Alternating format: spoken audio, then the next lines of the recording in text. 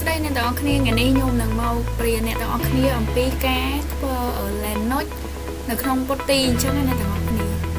ចឹងយើងមកមើលទាំងអស់គ្នាជាដំបូងអ្នកទាំងអស់គ្នាចូលពុតទីមករួចហើយអ្នកទាំងអស់គ្នាដាក់ IP v4 យើងចូលមករួចហើយអាកន្លែងនេះយើង ASH ហើយ login ចូល user យើងមកកន្លែងនេះដែរអ្នកទាំងអស់គ្នាត្រូវប្រើប្រាស់ account user របស់អ្នកទាំងអស់គ្នារួចហើយអ្នកទាំងអស់គ្នាវាយ password អ្នកទាំងអស់គ្នាចូលមកយើងនឹងចូលប្រើការដែរអញ្ចឹងយើងបន្តមកដល់ comment របស់យើងវិញខ្ញុំនឹងបង្កើត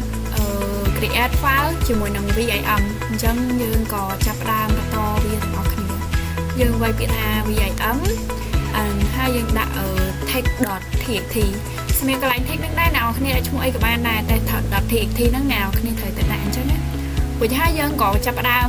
វាយនៅលើ screen ហ្នឹងមកយើងក៏ចាប់ផ្ដើមចុចអក្សរ I ដើម្បីយើងប្រកាសថាយើង insert បានអញ្ចឹងណានិយាយទៅអាហ្នឹងរបៀប command របស់វាអញ្ចឹងយើងវាយអក្សរ I ហើយយើងវាយមកខ្ញុំក៏បានទៅសេពាក្យថា hello Linux ខ្ញុំក៏ទៅសេមួយជួរទៀតថា welcome to VIM and then យើងក៏ចុច key escape ដើម្បីយើងចាក់ចេញពី screen ហ្នឹងអញ្ចឹងណាយើងទៅ screen ដើមអញ្ចឹងហើយហ្នឹងដើម្បីយើងវាយ comment តទៀតអញ្ចឹងណាអ្នកទាំងអស់គ្នាខ្ញុំចុច escape ហើយខ្ញុំក៏បានចុចវាយអក្សរ WQ អាហ្នឹងបានន័យថាយើងចាក់ចេញហើយយើងនឹង save អ្វីដែលយើងបានសរសេរមុននឹងຕົកអញ្ចឹងណាអ្នកទាំងអស់គ្នារួចហើយយើងក៏មកដល់ទំព័រដើមវិញរួចហើយខ្ញុំក៏បានចាប់ផ្ដើម search រកអ្វីដែលខ្ញុំបានសរសេរមុននឹងអញ្ចឹងណាហើយសម្រាប់ comment របស់វាដែរគឺយើងប្រើ cat CIAT អញ្ចឹងទៅដើម្បីស្វែងរកអ្វីដែលយើងបានសរសេរមុនហ្នឹងនឹងបាន save មុនហ្នឹងអញ្ចឹងខ្ញុំវាយមក cat and ឈ្មោះរបស់ file យើងមក VIM យើងហ្នឹងណាហើយវាក៏បានចេញមកដែរអ្នកគ្នាបានឃើញហ្នឹងខ្ញុំវាយប៉ុណ្ណឹងនៅពេលមុនហ្នឹងហើយយើងក៏ចាប់ផ្ដើមចូលទៅ file VIM យើងម្ដងទៀតដែរអ្នកទាំងអស់គ្នាយើងចូលដើម្បី test តអញ្ចឹងណាវាក៏បានចូលមកដល់ទំព័រscreen ថ្មីរួចហើយខ្ញុំក៏បានចុចអក្សរ G 2 ដងអញ្ចឹងបានន័យថាវា load cursor ហ្នឹងមកកន្លែងដើមវិញអញ្ចឹងណាអ្នកទាំងអស់គ្នាអ្នកទាំងអស់គ្នាអាចមើលបានគឺ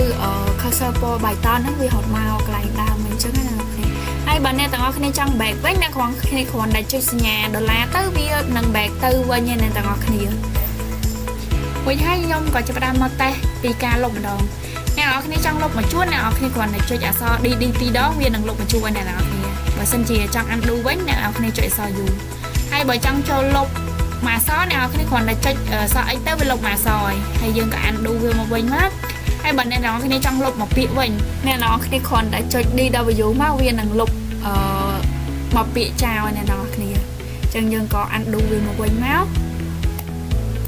ហើយខ្ញុំនឹងប្រាប់អ្នកនរគ្នាអំពីការ copyសម្រាប់យើង copy ម្ល៉េះយើងចុចអក្សរ Y 2 ដងណាអ្នកនរគ្នាហើយយើងចុច Y 2 ដងហើយយើងចង់ផាសយើងគ្រាន់តែចុចអក្សរ P មកវានឹងផាសឲ្យយើងអ្នកនរគ្នាអាហ្នឹងសម្រាប់ការ copy ម្ល៉េះនឹងមកប្រាប់អ្នកនរគ្នាអំពីការ search វិញម្ដងអ្នកនរគ្នាការ search នេះដែរយើងគ្រាន់តែចុច slash ទៅហើយយើងចង់ search ពាក្យអីយើងក៏វាយពាក្យហ្នឹងមកវានឹងselect ឲ្យយើងអ្នកនរគ្នាខ្ញុំក៏បាន slash welcome មកវាក៏ select អក្សរ welcome នៅខាងលើ